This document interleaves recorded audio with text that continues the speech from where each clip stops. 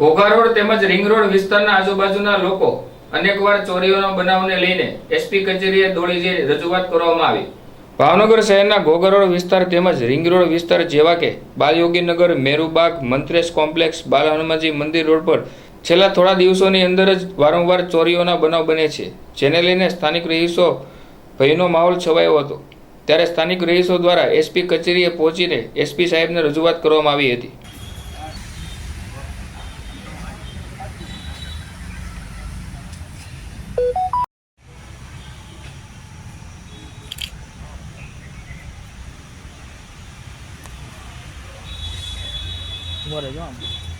RS Upadhyay, Balyoginagar, Ghogha road, Bhavnagar.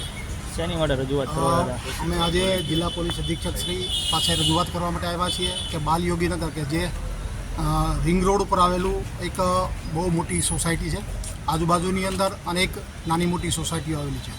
છેલ્લા 3-4 મહિના દરમિયાન આ સોસાયટીની અંદર દિવસ દરમિયાન અને રાત્રિ દરમિયાન માત્ર 1 કલાક ઘર બંધ હોય, 2 કલાક ઘર બંધ હોય કે 2 દિવસ માટે ઘર બંધ રહ્યું હોય, એવા સંજોગોની અંદર દિવસે અને અમુક જગ્યાએ રાતના સમયની અંદર ચોરીઓ થઈ છે। એટલે 10 જેટલી ચોરીઓ છેલ્લા થોડા સમયની અંદર થવાના કારણે પોલીસ દ્વારા ખૂબ સારો સહકાર પણ છે। પોલીસ દ્વારા તરત ઘટના સ્થળ ઉપર આવે છે, તપાસની કાર્યવાહી થાય છે, પરંતુ છેલ્લા થોડા સમય દરમિયાન થયેલી આ ચોરીની કારણે સોસાયટીની અંદર એક પ્રકારનો ભયનો માહોલ રહે છે। કારણ કે આ સોસાયટીની અંદર મજૂરી કામ કરનારા, વ્યવસાયની અંદર ધંધો કરનારા અને નોકરિયાત વર્ગો છે, અને એને વારંવાર પોતાના વ્યવસાયના કારણે, પોતાના રોજગારના કારણે બહાર જવું પડે છે। એવા સંજોગોની અંદર બહેનો ઘરે હોય, શાકભાજી લેવા, કરિયાણું લેવા બહાર જાય અને આવા સમયની અંદર ઘટનાઓ બને ત્યારે એ દુઃખદ પરિણામ છે।